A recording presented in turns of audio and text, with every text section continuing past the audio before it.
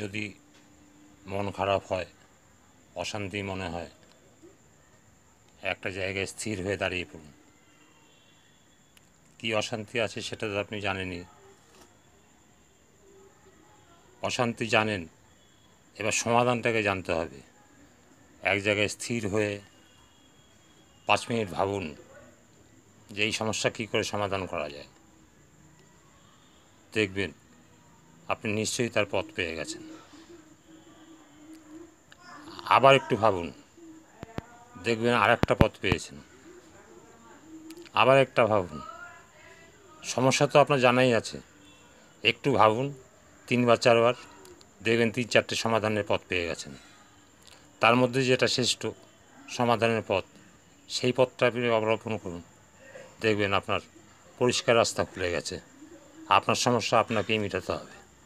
তাই একটু ভাবনা চিন্তা করে আপনার সমস্যা মিটিয়ে ফেলুন।